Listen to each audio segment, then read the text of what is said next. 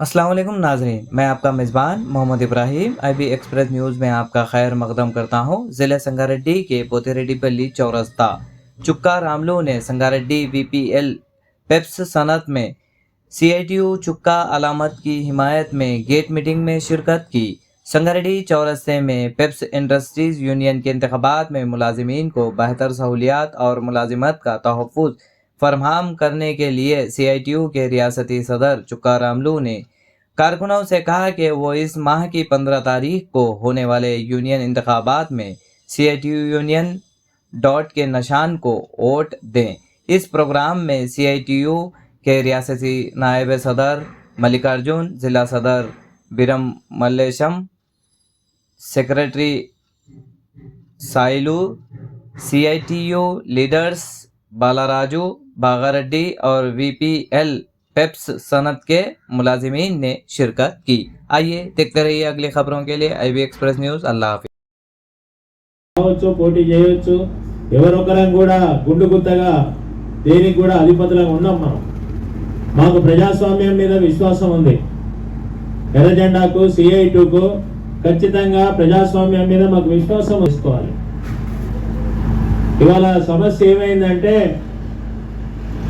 మాకు అగ్రిమెంట్ తక్కువైంది, CITU నాయకులు బాగా చేయలేదు, అది కాదు పాయింట్. ఇక్కడ ఇందాక తమ్ముడు యాదయ్య చెప్పాడు చక్కగా విషయాలన్నీ. ఎందుకని ఇక్కడ యూనియన్ మార్పు జరిగింది? ఈ గట్టునున్న వాళ్ళు కొంతమంది ఆ గట్టుకు దించారు, ఇది పాయింట్. ఎందుకంటే కొంతమంది యూనియన్ పెట్టుకున్నారు, మొదటి నుంచి వాళ్ళు ప్రతిపక్షంగా ఉన్నారు, వాళ్ళని ఏం తప్పు పట్టాల్సిన అవసరం లేదు. కానీ ఇక్కడ మన CITUతో ఉండి ఇక్కడ అగ్రిమెంట్లు మన పద్ధతులు అన్నీ చూసినటువంటి వాళ్ళు మరి ఏమి సాధిద్దామని చెప్పేసి యూనియన్ దెబ్బకొట్టి యూనియన్ ఓడగొట్టడానికి మీరు అక్కడికి పోయినారో వాళ్ళు సమాధానం చెప్పాలని చెప్పేసి నేను ఈ సందర్భంగా మనవి చేస్తా ఉన్నాను. ఎందుకంటే మనతో ఉన్నారు వాళ్ళు, ప్రత్యక్షంగా చర్చలు ఏం జరుగుతున్నాయి, ఎంత కొట్లాడుతున్నాం మేనేజ్మెంట్ తోటి, ఎంత నిజాయితీగా ఉంటున్నాం అనేది పాపం HMS లో ఉండేటువంటి కార్మిక నాయకులకు తెలియకపోవచ్చు. ఎందుకంటే వాళ్ళు మన టీంలో లేరు కదా, మనం యుద్ధం చేసేటప్పుడు మన పక్కన లేరు వాళ్ళు. కానీ మనతో ఉండి మనతో యుద్ధం చేస్తున్నప్పుడు ఉన్నటువంటి వాళ్లకు మరి ఏం తక్కువైపోయింది, ఎందుకు పోయినరు అనేటువంటిది మరి వాళ్ళు ఇప్పటికైనా ఆత్మవిమర్శ చేసుకోవాలని చెప్పేసి నేను అడుగుతా ఉన్నాను. ఎందుకంటే ఈ కంపెనీలో మల్టీనేషనల్ గా ఉన్నటువంటి దానికంటే ముందు ఇదే జైపూరియాస్, ఇదే ఈ VBL వరుణ్ బెవరేజెస్ ప్రమోటర్స్ ఉన్నటువంటి వాళ్ళు ఆనాడు చార్మినార్ ఉన్నారా? ఎవరన్నా చేయొద్దండి, ఒకరు ముగ్గురు నలుగురు ఉన్నారు. మరి ఆనాడు యూనియన్ పెట్టినప్పుడు ఏమైనా మనకి ఎర్ర తివాచి వరిచి లోపలికి రమ్మని స్వాగతం పలికిందా ఈ మేనేజ్మెంట్? ఇదే తానాషాహి పద్ధతి, ఇదే పద్ధతి. యూనియన్ గుర్తించాం, యూనియన్ చీలగొడతాం. ఆ యూనియన్ కు జనరల్ సెక్రటరీగా ఉన్నటువంటి వ్యక్తిని సస్పెండ్ చేశారు. ఆనాడే యూనియన్ బొందబెట్టి పాత్ర పెట్టాలనుకున్న కంపెనీది. కానీ మీ జేజమ్మ దిగి వచ్చినా సరే ఇక్కడ ఎర్ర జెండాను ఏం చేయలేరని చెప్పేసి ఆనాడు నిలబడి తెగించి కొట్లాడి పోరాడి మరి ఆనాడు యాజమాన్యం మీద పైచేయి సాధించి యూనియన్ గుర్తింపులోకి తెచ్చుకున్నటువంటి చరిత్ర ఈ CITUకు ఉంది. ఆ తర్వాత కాలంలో మరి చాలా మంది కొత్త వాళ్ళు చేరారు. ఆ కొత్త వాళ్ళు చేరిన సందర్భంలో మరి అంతకుముందు జరిగిన అగ్రిమెంట్ లో వాళ్ళకు కొంత వేతనం తక్కువ ఉంది అనేటువంటిది ఒక అంశాన్ని తీసుకొని కొంతమంది అసంతృప్తి గురై రెండో యూనియన్ ఈ కంపెనీలో రావడం జరిగింది. మరి ఆనాడు మేము ఒకటే చెప్పినాం, అయ్యా అది ఏం జరిగిందో లేకుండా ఉండే పరిస్థితి లేదు.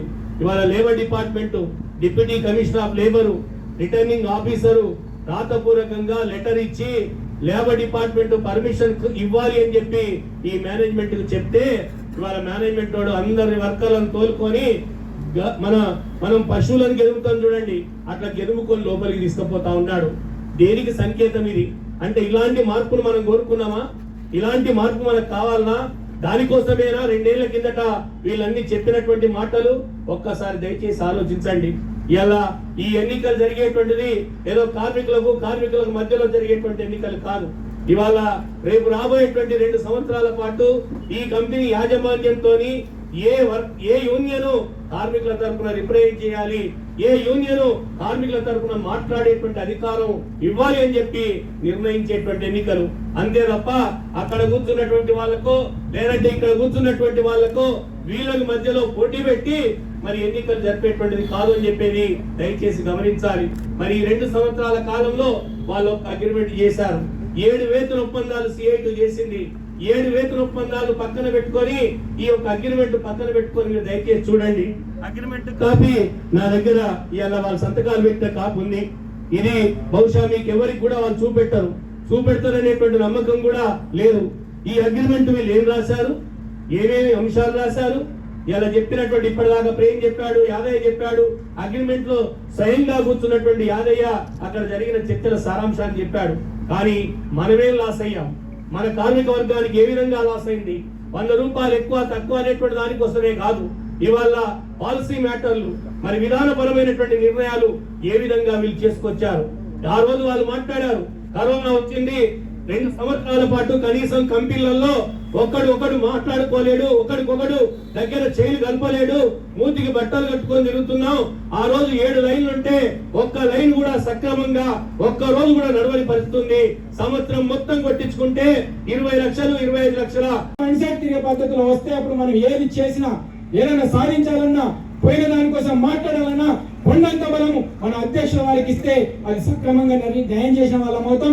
ఆ పద్ధతిలో మీరు అందరూ ఆలోచించాలని చెప్పేసి చుక్క గుర్తికే ఓటేయాలని చెప్పేసి కోరుకుంటూ మీ అందరికి సెలవు. ధన్యవాదాలు. మంచిది, మమ్మల్ని రెచ్చగొట్టద్దు. మరి తాజ్ బాబు తోగదొక్కితే ఏమైతుంది, పడిగ లేపిన తాజ్ బాబు ఊరుకోదు. అందుకని ఇవాళ మేము అదే చెప్పదలుచుకున్నాం. అందుకే మేము సోదరులారా ఆలోచించమని చెప్తున్నాం. ఇది మామూలుగా జరుగుతున్న ఎలక్షన్లు కావు, ఎవరో ఒకరు గెలుస్తారులే అనుకునే ఎలక్షన్లు కావు. ఇవి ఒక పెద్ద మేనేజ్మెంట్ ఇవాళ మన మీద కోరలు చాచి పంజా తీర్చి ఇవాళ మనల్ని మింగేయడానికి ప్రయత్నం చేస్తున్నది. దినదిన గండం బతుకుదామా, లేదంటే ఎదిరించి స్వేచ్ఛ వాయువు పీల్చుకుందామా? ఒక్కసారి ఆలోచించండి.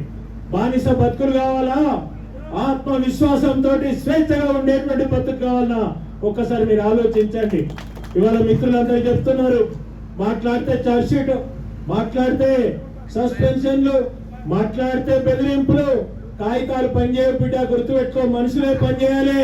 కాగితాలు ఇచ్చినందుకు మాత్రమే మీ ప్రొడక్షన్ నడుస్తుంది అనుకుంటే చాలా పొరపాటు.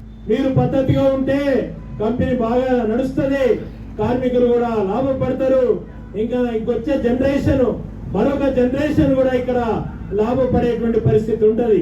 మా మీద కక్ష కట్టి ఇవాళ మా మీద కోపంతో ఇవాళ మేనేజ్మెంట్ ఒక పర్సనల్ గా ఇలా బాలరాజు మీద కక్ష తీర్చుకుంటా ఉంది. మరి ఇలా బాలరాజును బయటికి పంపించడంలో యూనియన్ రైవల్రీ పనిచేసిందని చెప్పి చెప్తున్నారు. మరి ఇది ఆత్మహత్య సదృశ్యం. ఎందుకంటే నేను మళ్ళీ చెప్తున్నా, ఇవాళ ఒకసారి దెబ్బకు అలవాటు పడ్డ తర్వాత రేపు నువ్వే అధికార పక్షంగా ఉండవు, ఎప్పుడు నువ్వే గుర్తింపు యూనియన్ ఉండవు, నువ్వు కూడా ప్రతిపక్ష యూనియన్ ఉండాల్సి వస్తుంది. అప్పుడు నీ పరిస్థితి ఏం కావాలి ఒక్కసారి ఆలోచించమని చెప్పేసి నేను చెప్తున్నా. ఎందుకంటే నీవు నేర్పిన విద్య నీరజాక్ష అన్నట్టు నువ్వే కదా చెప్పినవు అని రేపు నీ ఎమ్మడిపడే పరిస్థితి రాదా మిత్రమా? ఒక్కసారి ఆలోచించమని చెప్పేసి నేను చెప్తున్నాను. కాబట్టి ఇలా బాలరాజు అనేది ఇష్యూ కాదు, ఇవాళ ఇక్కడ కక్ష సాధింపు చర్యలు, ఇవాళ యాజమాన్యం కార్మికుల పట్ల దగ్గర ఉన్న పవర్ఫుల్ ఆయుధం ఏమున్నది మన చేతిలో? ఎల్లుండి బ్యాలెట్ పేపర్ మీద మనం వేసేటువంటి ఓటు, అది చాలా పవర్ఫుల్ ఆయుధము, ఆటం బాంబు కంటే కూడా పవర్ఫుల్ అనేటువంటి విషయాన్ని ఈ సందర్భంగా మీరు గుర్తుపెట్టుకోండి. ఇవాళ ఈ పని మీరు చేయండి. మొత్తం కార్మికులను ఇవాళ ఎట్లాగో అగ్రిమెంట్ అయిపోయింది. నేను ఇక్కడి నుంచి మరి ప్రతిపక్ష మరి ఇవాళ అధికారంలో రికగ్నైజేషన్ లో ఉన్న యూనియన్ సోదరులకు కూడా చెప్తున్నాం మేము, మరి మీరు అగ్రిమెంట్ చేసిండ్రు మంచో చెట్టు, ఇవాళ మరి కంపెనీలు యాజమాన్యం యొక్క నిరంకుశత్వం పెరిగిపోతా ఉంటే మరి దీనికి మనం అడ్డుకట్టేయాలా వద్దా? అడ్డుకట్టేయాలంటే ఇవాళ మీ టర్మ్ అయిపోయింది, రాబోయే టర్మ్ ఎవరిదంటే అది ఎర్ర జెండా చుక్క కొడుతూ మరి ఇవాళ CI2 యూనియన్ అని చెప్పేసేటువంటిది నేను ఈ సందర్భంగా మీకు మనవి చేస్తా ఉన్నాను. అట్లాగే